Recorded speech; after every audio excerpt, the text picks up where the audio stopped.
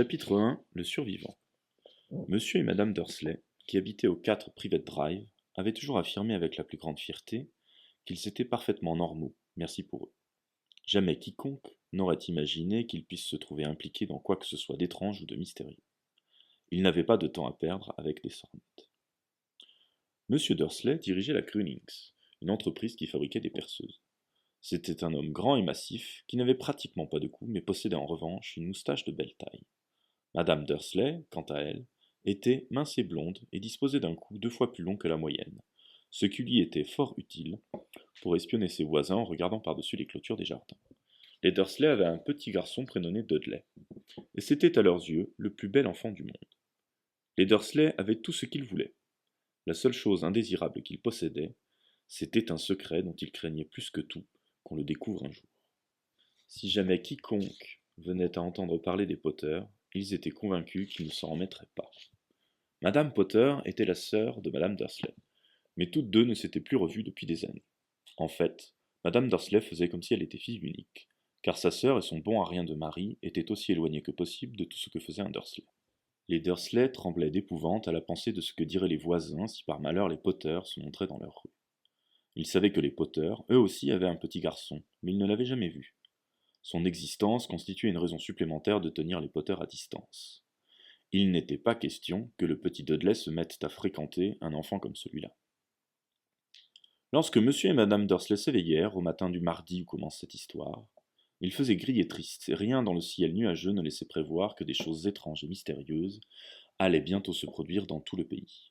Monsieur Dursley fredonnait un air en nouant sa cravate la plus sinistre pour aller travailler, et madame Dursley racontait d'un ton badin les derniers potins du quartier, en s'efforçant d'installer sur sa chaise de bébé le jeune Dudley qui braillait de toute la force de ses jeunes poumons. Aucun d'eux ne remarqua le gros hibou au plumage mordoré qui voleta devant la fenêtre. À 8h30, M. Dursley prit son attaché case, déposa un baiser sur la joue de Madame Dursley, et essaya d'embrasser Dudley, mais sans succès, car celui-ci était en proie à une petite crise de colère, et s'appliquait à jeter contre les murs de la pièce le contenu de son assiette de céréales. Sacré petit bonhomme, gloussa M. Dursley en quittant la maison. Il monta dans sa voiture, et recula le long de l'allée qui menait à sa maison. Ce fut au coin de la rue qu'il remarqua pour la première fois un détail insolite. Un chat qui lisait une carte routière. Pendant un instant, M. Dursley ne comprit pas très bien ce qu'il venait de voir. Il tourna alors la tête pour regarder une deuxième fois.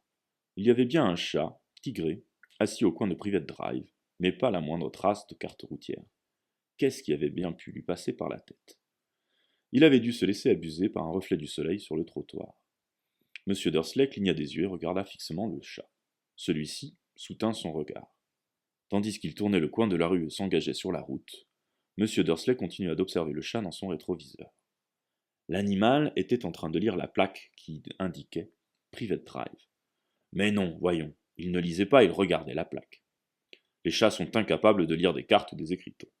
M. Dursley se ressaisit et chassa le chat tigré de son esprit. Durant le trajet qui le menait vers la ville, il concentra ses pensées sur la grosse commande de perceuse qu'il espérait obtenir ce jour-là. Mais lorsqu'il parvint aux abords de la ville, quelque chose d'autre chassa les perceuses de sa tête. Assis au milieu des embouteillages habituels du matin, il fut bien forcé de remarquer la présence de plusieurs passants vêtus d'une étrange façon. Ils portaient tous des capes. M. Dursley ne supportait pas les gens qui s'habillaient d'une manière extravagante. Les jeunes avaient parfois de ces accoutrements, et il pensa qu'il s'agissait d'une mode particulièrement stupide. Il pianota sur le volant de sa voiture, et son regard rencontra un groupe de ces olibrius qui se chuchotaient des choses à l'oreille d'un air surexcité. M. Dursley s'irrita en voyant que 2 d'entre eux n'étaient pas jeunes du tout. Cet homme, là-bas, était sûrement plus âgé que lui, ce qui ne l'empêchait pas de porter une cape vert émeraude. Quelle impudence! M. Dursley pensa alors qu'il devait y avoir une animation de rue. Ces gens étaient probablement là pour collecter de l'argent au profit d'une œuvre quelconque. Ce ne pouvait être que ça. La file de voitures se remit en mouvement et quelques minutes plus tard, M. Dursley se rangea dans le parking de la Grunix. Les perceuses avaient repris leur place dans ses pensées. Dans son bureau du 8e étage, M. Dursley s'asseyait toujours dos à la fenêtre. S'il en avait été autrement, il aurait sans doute eu un peu plus de mal que d'habitude à se concentrer sur ses perceuses ce matin-là. Il ne vit pas les hiboux qui volaient à tire-d'aile en plein jour. Mais en bas, dans la rue, les passants, eux, les voyaient bel et bien. Bouche bée, Ils pointaient le doigt vers le ciel, tandis que les rapaces filaient au-dessus de leur tête. La plupart d'entre eux n'avaient jamais vu de hibou, même la nuit. M. Dursley, cependant, ne remarqua rien d'anormal, et aucun hibou ne vint troubler sa matinée. Il réprimanda vertement une demi-douzaine de ses employés, passa plusieurs coups de fil importants et poussa quelques hurlements supplémentaires. Il se sentit d'excellente humeur, jusqu'à l'heure du déjeuner où il songea qu'il serait bon de se dégourdir un peu les jambes. Il traversa alors la rue pour aller s'acheter quelque chose à manger chez le boulanger d'en face. Les passants vêtus de cape lui étaient complètement sortis de la tête, mais lorsqu'il en vit à nouveau quelques-uns à proximité de la boulangerie, il passa devant eux en leur lançant un regard courroucé. Il ignorait pourquoi, mais il le mettait mal à l'aise. Ceux-là aussi chuchotaient d'un air surexcité, et il ne vit pas la moindre boîte destinée à récolter de l'argent. Quand il sortit de la boulangerie avec un gros beignet enveloppé dans un sac, il entendit quelques mots de leur conversation. « Les Potter, c'est ça, c'est ce que j'ai entendu dire. »« Oui, leur fils, Harry. » M. Dursley s'immobilisa, envahi par une peur soudaine. Il tourna la tête vers les gens qui chuchotaient, comme s'il s'apprêtait à leur dire quelque chose, mais il se ravisa. Il traversa la rue en toute hâte, se dépêcha de remonter dans son bureau, ordonna d'un ton sec à sa secrétaire de ne pas le déranger, saisit son téléphone, et avait presque fini de composer le numéro de sa maison, lorsqu'il changea d'avis. Il reposa le combiné, et se caressa la moustache. Il réfléchissait. Non, décidément il était idiot. Potter n'était pas un nom si rare. On pouvait être sûr qu'un grand nombre de Potter avaient un fils prénommé Harry. Et quand il y repensait, il n'était même pas certain que son neveu se prénomme véritablement Harry. Il n'avait même jamais vu cet enfant. Après tout, il s'appelait peut-être Harvey ou Harold. Il était inutile d'inquiéter Madame Dursley pour si peu. Toute allusion à sa sœur la mettait dans un tel état. Et il ne pouvait pas lui en vouloir, si lui-même avait eu une sœur comme celle-là. Mais enfin quand même, tous ces gens vêtus de cape. Cet après-midi-là, il lui fut beaucoup plus difficile de se concentrer sur ses perceuses, et lorsqu'il quitta les bureaux à 5 heures, il était encore si préoccupé qu'il heurta quelqu'un devant la porte. « Navré !» grommela-t-il au vieil homme minuscule qu'il avait manqué de faire tomber. Il se passa quelques secondes avant que M. Dursley se rende compte que l'homme portait une cape violette. Le fait d'avoir été ainsi bousculé ne semblait pas avoir affecté son humeur. Au contraire, son visage se fendit d'un large sourire tandis qu'il répondait d'une petite voix perçante qui lui attira le regard des passants. « Ne soyez pas navré, mon cher monsieur, rien aujourd'hui ne saurait me mettre en colère. Réjouissez-vous, puisque vous savez qui a enfin disparu. Même les moldus comme vous devraient fêter cet heureux événement. Cet heureux jour. » Le vieil homme prit alors M. Dursley par la taille et le serra contre lui avant de poursuivre son chemin. M. Dursley resta cloué sur place. Quelqu'un qu'il n'avait jamais vu venait de le prendre dans ses bras, et l'avait appelé Moldu, ce qui n'avait aucun sens. Il en était tout retourné, se dépêcha de remonter dans sa voiture. Il prit alors le chemin de sa maison, en espérant qu'il avait été victime de son imagination. C'était bien la première fois qu'il espérait une chose pareille, car il détestait tout ce qui avait trait à l'imagination. Lorsqu'il s'engagea dans l'allée du numéro 4 de sa rue, la première chose qu'il vit, et qui n'améliora pas son humeur, ce fut le chat tigré qu'il avait remarqué ce matin même. À présent, l'animal était assis sur le mur de son jardin. Il était sûr qu'il s'agissait bien du même chat. Il reconnaissait les dessins de son pelage autour des yeux. « Allez, oust !» s'exclama M. Dursley. Le chat ne bougea pas. Il se contenta de le regarder d'un air sévère. M. Dursley se demanda si c'était un comportement normal pour un chat. Essayant de reprendre constance, il entra dans sa maison, toujours décidé à ne rien révéler à sa femme. Madame Dursley avait passé une journée agréable et parfaitement normale. Au cours du dîner, elle lui raconta tous les problèmes que la voisine d'à côté avait avec sa fille, et lui signala également que Dudley avait appris un nouveau mot. « Veux pas !» M. Dursley s'efforça de se conduire le plus normalement du monde, et après que Dudley eut été mis au lit, il s'installa dans son salon pour regarder la fin du journal télévisé. D'après des témoignages venus de diverses régions, il semblerait que les hiboux se soient comportés d'une bien étrange manière au cours de la journée, dit le présentateur. Normalement, les hiboux sont des rapaces nocturnes qui attendent la nuit pour chasser leur proie. Il est rare d'en voir en plein jour. Or, aujourd'hui, des centaines de témoins ont vu ces oiseaux voler un peu partout depuis le lever du soleil. Les experts interrogés ont été incapables d'expliquer les raisons de ce changement de comportement pour le moins étonnant. Voilà qui est bien mystérieux, conclut le présentateur en s'autorisant un sourire. Et maintenant, voici venue l'heure de la météo avec les prévisions de Jim McGuffin. Alors Jim, est-ce qu'on doit s'attendre à d'autres chutes de hibou au cours de la nuit prochaine ? Ça, je serais bien incapable de vous le dire, Ted, répondit l'homme de la météo. Mais sachez en tout cas que les hiboux n'ont pas été les seuls à se comporter d'une étrange manière. Des téléspectateurs qui habitent dans des régions aussi éloignées les unes que les autres que le Kent, le Yorkshire et la côte est de l'Écosse m'ont téléphoné pour me dire qu'au lieu des averses que j'avais prévues pour aujourd'hui, ils ont eu de véritables pluies d'étals filantes. Peut-être s'agissait-il de feux de joie, bien que ce ne soit pas encore la saison. Quoi qu'il en soit, vous pouvez être sûr que le temps de la nuit prochaine sera très humide. Monsieur Dursley se figea dans son fauteuil. Des pluies d'étoiles filantes sur tout le pays, des hiboux qui volent en plein jour, des gens bizarres vêtus de capes, et ces murmures sur les poteurs. Madame Dursley entra dans le salon avec 2 tasses de thé. Décidément, il y avait quelque chose qui n'allait pas. Il fallait lui en parler. Monsieur Dursley, un peu nerveux, s'éclaircit la gorge. Pétunia, ma chérie, dit-il, tu n'as pas eu de nouvelles de ta sœur récemment. Comme il s'y attendait, son épouse parut choquée et furieuse. Elle faisait toujours semblant de ne pas avoir de sœur. Non, répondit-elle sèchement. Pourquoi?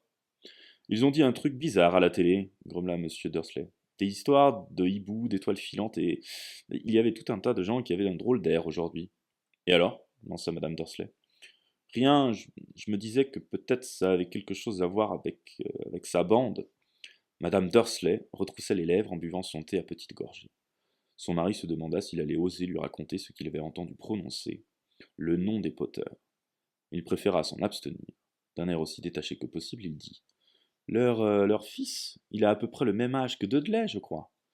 J'imagine, répondit madame Dursley avec raideur. Comment s'appelle-t-il déjà? Howard, c'est ça? Harry.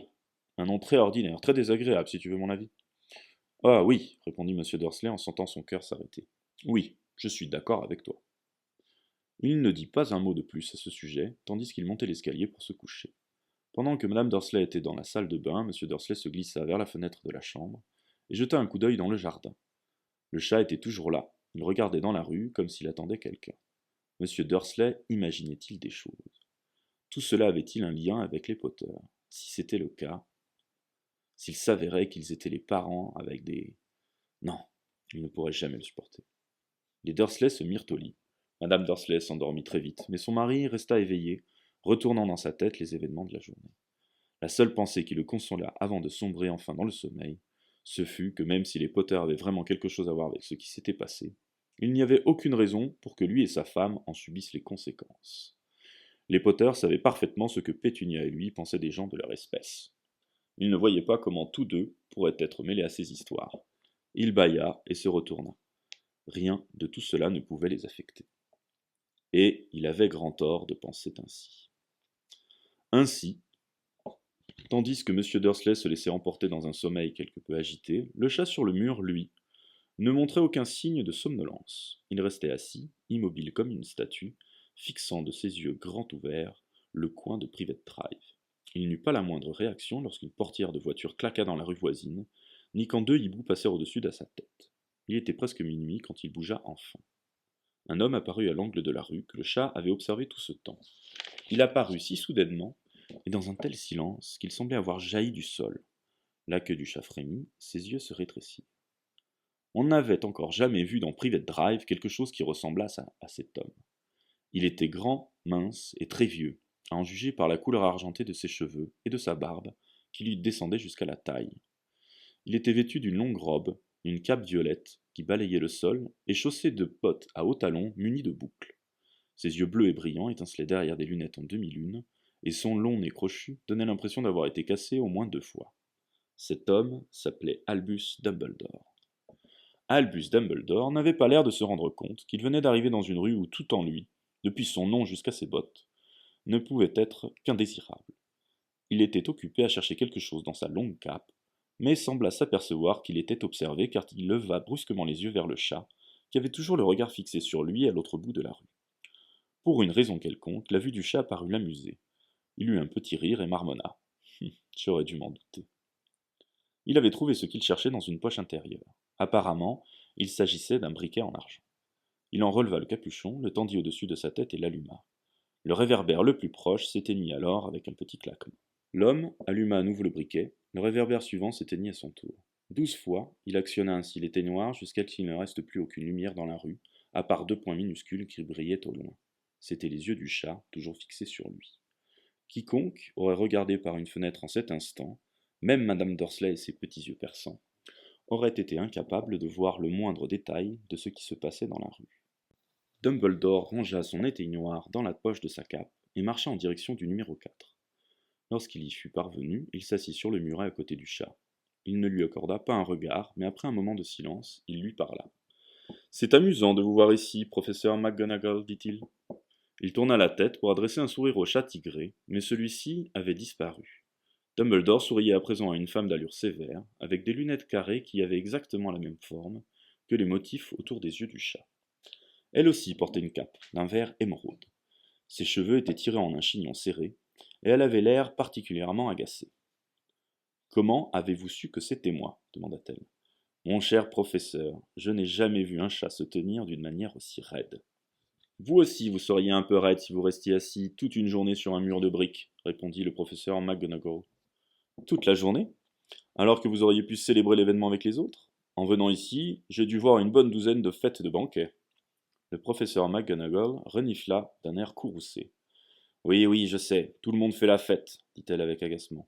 On aurait pu penser qu'il serait plus prudent, mais non, pas du tout. Même les moldus ont remarqué qu'il se passait quelque chose. Ils en ont parlé aux nouvelles. Elle montra d'un signe de tête la fenêtre du salon des Dursley, plongée dans l'obscurité. Je l'ai entendu moi-même.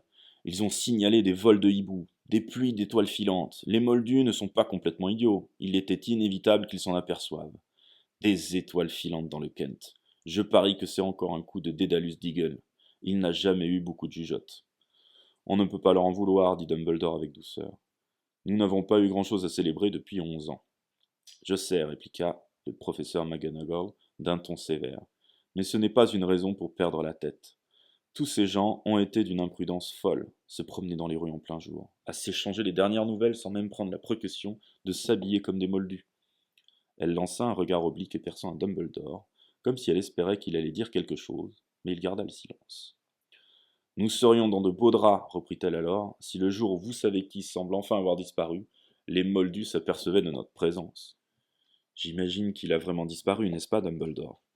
Il semble qu'il en soit ainsi, en effet, assura Dumbledore. Et nous avons tout lieu de nous en féliciter. Que diriez-vous d'un esquimau au citron? Un quoi? Un esquimau au citron, c'est une friandise que fabriquent les moldus, et je dois dire que c'est plutôt bon. Merci, pas pour moi, répondit froidement le professeur McGonagall, qui semblait estimer que le moment n'était pas venu de manger des glaces au citron. Je vous disais donc que si vous savez qui est vraiment parti, mon cher professeur, quelqu'un d'aussi raisonnable que vous ne devrait pas hésiter à prononcer son nom, ne croyez-vous pas? Cette façon de dire tout le temps vous savez qui n'a aucun sens. Pendant 11 ans, j'ai essayé de convaincre les gens de l'appeler par son nom. Voldemort. Le professeur McGonagall fit une grimace, mais Dumbledore, qui avait sorti 2 esquimaux au citron, ne parut pas le remarquer. Si nous continuons à dire vous savez qui, nous allons finir par créer la confusion. Je ne vois aucune raison d'avoir peur de prononcer le nom de Voldemort. Je sais bien que vous n'en voyez pas, répliqua le professeur McGonagall, qui semblait moitié exaspérée, moitié admirative. Mais vous êtes différent des autres. Tout le monde sait que vous êtes le seul à avoir jamais fait peur à vous savez qui. Ou à Voldemort, si vous y tenez. Vous me flattez, dit Dumbledore d'une voix tranquille. Voldemort dispose de pouvoirs que je n'ai jamais eus. C'est simplement parce que vous avez trop de noblesse pour en faire usage. Heureusement qu'il fait nuit. Je n'ai jamais autant rougi depuis le jour où Madame Pommefraîche m'a dit qu'elle trouvait mes nouveaux cache-oreilles ravissants. Le professeur McGonagall lança un regard perçant à Dumbledore. Les hiboux, ce n'est rien comparé aux rumeurs qui circulent, déclara-t-elle. Vous savez ce que tout le monde dit sur les raisons de sa disparition? Ce qui a fini par l'arrêter? Apparemment, le professeur McGonagall venait d'aborder le sujet qui lui tenait le plus à cœur, la véritable raison qu'il avait décidé à attendre toute la journée assis sur un mur glacial. Car jamais un chat, ni une femme, n'avait fixé Dumbledore d'un regard aussi pénétrant que celui du professeur en cet instant. À l'évidence, elle n'avait pas l'intention de croire ce que tout le monde disait tant que Dumbledore ne lui aurait pas confirmé qu'il s'agissait bien de la vérité.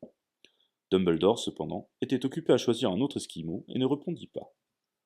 Ce qu'ils disent, poursuivit le professeur, c'est que Voldemort est venu hier soir à Godric's Hollow pour y chercher les Potter. D'après la rumeur, Lily et James Potter sont... Enfin, on dit qu'ils sont morts. Dumbledore inclina la tête.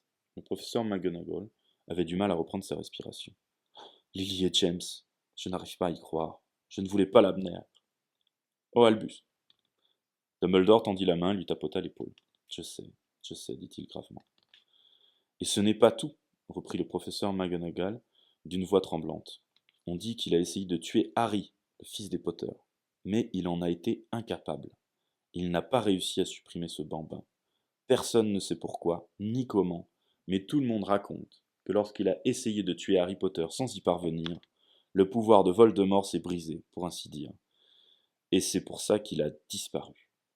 Dumbledore hocha la tête d'un air sombre. C'est vrai, bredouilla le professeur McGonagall. Après tout ce qu'il a fait, tous les gens qu'il a tués, il n'a pas réussi à tuer un petit garçon. C'est stupéfiant, rien d'autre n'avait pu l'arrêter.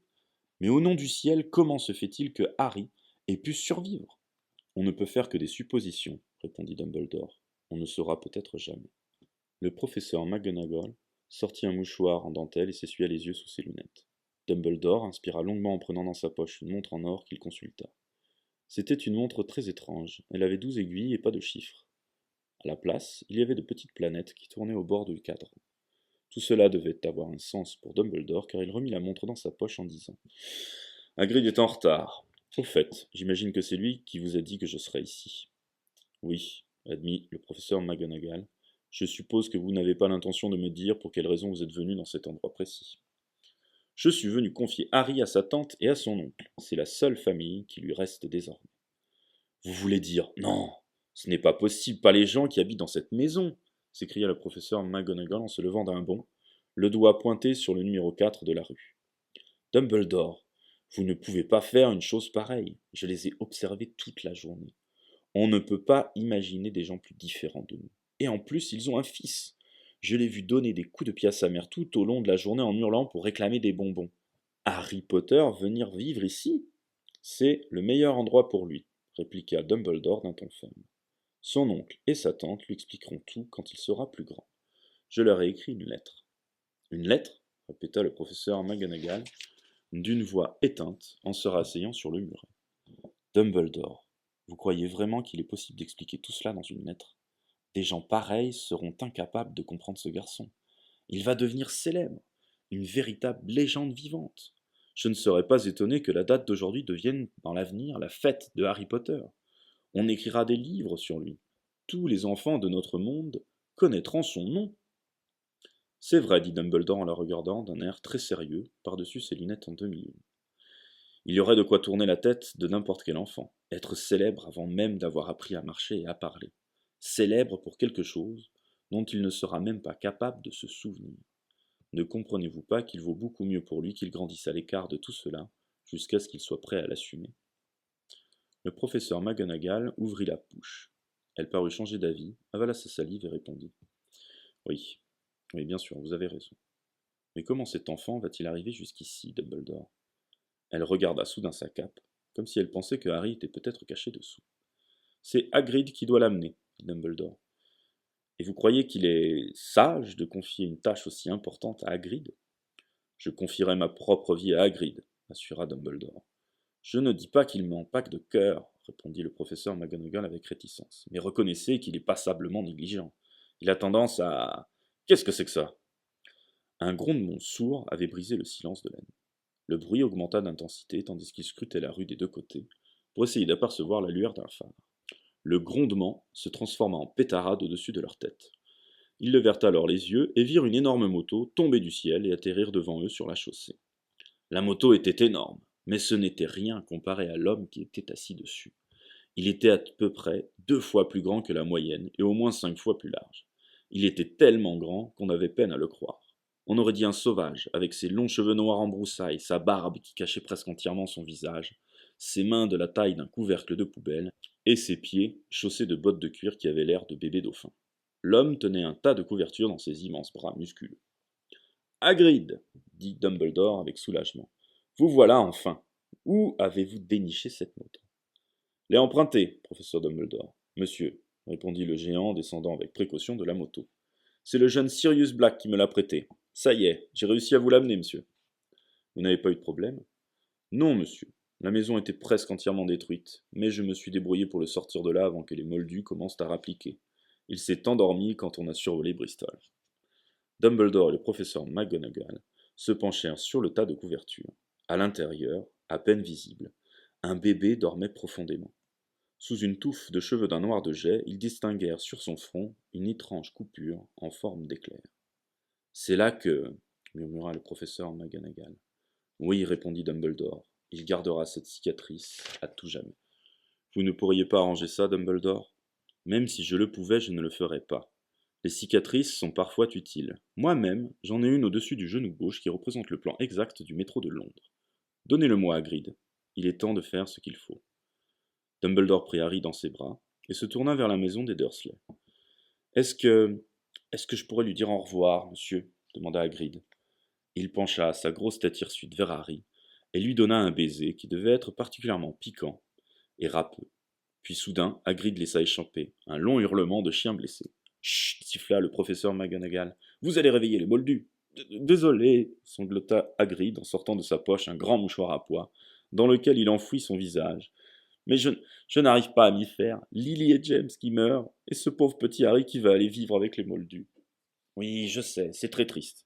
Mais ressaisissez-vous, Hagrid, sinon nous allons nous faire repérer, chuchota le professeur McGonagall en tapotant doucement le bras de Hagrid, tandis que Dumbledore enjambait le muret du jardin et s'avançait vers l'entrée de la maison. Avec précaution, il déposa Harry devant la porte, sortit une lettre de sa cape, la glissa entre les couvertures, puis revint vers les deux autres. Pendant un long moment, tous trois restèrent immobiles côte à côte, à contempler le petit tas de couvertures. Les épaules de Hagrid tremblèrent, le professeur McGonagall battit des paupières avec frénésie, et la lueur qui brillait habituellement dans le regard de Dumbledore sembla s'éteindre. Eh bien voilà, dit enfin Dumbledore. Il est inutile de rester ici, autant rejoindre les autres pour faire la fête. Oui, dit Hagrid d'une voix étouffée. Je vais aller rendre sa moto à Sirius. Bonne nuit, professeur McGonagall. Bonne nuit, professeur Dumbledore, monsieur. Essuyant d'un revers de manche ses yeux ruisselants de larmes, Hagrid enfourcha la moto et mit le moteur en marche. Dans un vrombissement, la moto s'éleva dans les airs et disparut dans la nuit. À bientôt, j'imagine, professeur McGonagall, dit Dumbledore avec un signe de tête. Pour toute réponse, le professeur McGonagall se moucha. Dumbledore fit volte-face et s'éloigna le long de la rue. Il s'arrêta au coin et reprit dans sa poche l'éteignoir d'argent. Il l'actionna une seule fois, et une douzaine de boules lumineuses regagnèrent aussitôt les réverbères. Privet Drive fut soudain baigné d'une lueur orangée, et Dumbledore distingua la silhouette d'un chat tigré qui tournait à l'angle de la rue. Il aperçut également le tas de couvertures devant la porte du numéro 4. Bonne chance, Harry, murmura-t-il. Il se retourna et disparut dans un bruissement de cape. Une brise agitait les haies bien taillées de Privet Drive, la rue était propre et silencieuse sous le ciel d'encre. Jamais on n'aurait imaginé que des événements extraordinaires puissent se dérouler dans un tel endroit. Harry Potter se retourna sous ses couvertures sans se réveiller. Sa petite main se referma sur la lettre posée à côté de lui, et il continua de dormir sans savoir qu'il était un être exceptionnel, sans savoir qu'il était déjà célèbre, sans savoir non plus que dans quelques heures il serait réveillé par le cri de Madame Dursley, qui ouvrirait la porte pour sortir les bouteilles de lait, et que pendant des semaines il serait piqué et pincé par son cousin Dudley. Il ne savait pas davantage qu'en ce moment même des gens s'étaient rassemblés en secret dans tout le pays, et qu'ils levaient leurs verres en murmurant « À la santé de Harry Potter, le survivant ».